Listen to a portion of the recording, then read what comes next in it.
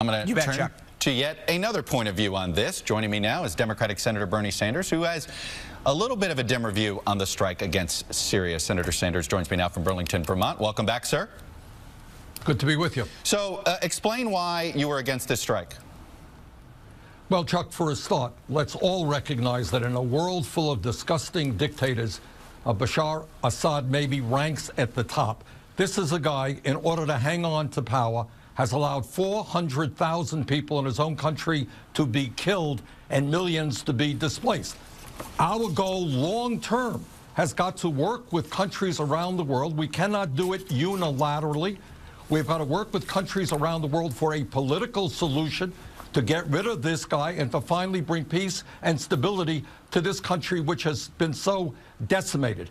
I do not believe, to answer your question, that the president simply has the authority to launch missiles. I think he has got to come to the United States Congress. I think he has got to explain to us what his long-term goals are. Chuck, let me just say this. Maybe the most important vote that I have ever cast in my life as a member of Congress was against the war in Iraq. When we get sucked into a war, we do not know the unintended consequences. It is easy to get into a war than it is to get out of a war, as we have learned now over the last 15 years in the Middle East. Is there a point where humanitarian a cause sort of trumps that? You know, where you see the gassing of people? Is there a point where America's moral authority is being challenged here and you have to send a military message because no one else is going to do that and nothing else will deter Assad? Do you ever believe there's a moment like that? What we are seeing in Syria is the disintegration and the destruction of an entire country. It is horrible beyond horrible.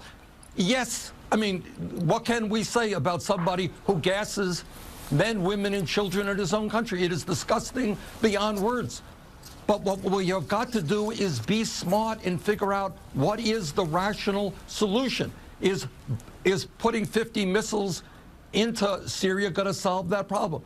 At the end of the day, in my view, we have got to learn about what the war, the failure of our efforts in Iraq and Afghanistan, not repeat them, understand that it will be diplomacy, demanding that Russia, demanding that Iran sit down at the table with the rest of the world and help us solve this problem. They've been calling for that for 3 years now. There's been this, you know, the talks in Geneva. Then Secretary of State John Kerry kept going back to the table. The Russians and the Iranians don't look like they're interested in a diplomatic political solution here. Look, Chuck, you're right. Chuck, you're right. Look, this is an extremely complicated and difficult issue.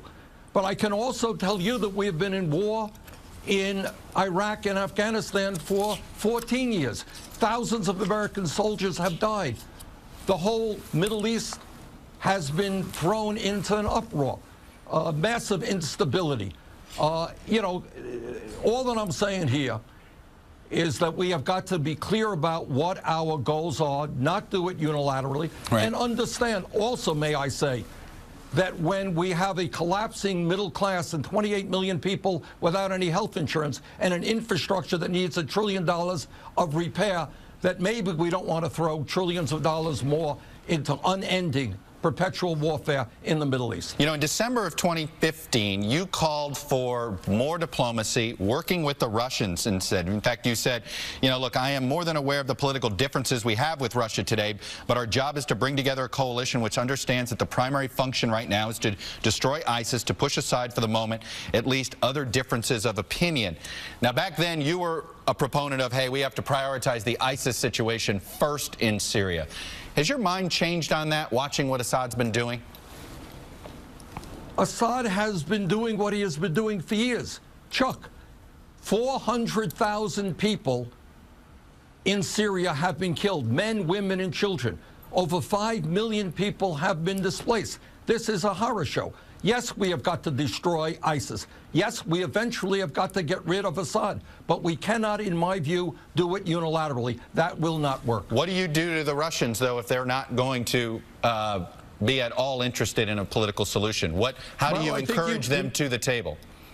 I think you may want to make them an offer they can't refuse, and that means tightening the screws on them, dealing with sanctions, telling them that we need their help. They have got to come to the table and not maintain this horrific dictator. None of this stuff is easy, Chuck, and any position that anybody takes can be criticized. But at the end of the day, I think getting the United States involved in perpetual warfare, sending troops into Syria will just continue the process of money going down a rat hole. I think ultimately the solution has got to be political. And by the way, one of the things that I concerns many people, all right, is Trump says one thing and he ends up doing another thing. Let's get some consistency from this president. Let's get the Congress involved in this debate. All right, Senator Bernie Sanders, the independent progressive from Vermont. Senator, thanks for being on the show, sir. Appreciate it. Thank you. Well, there you have it.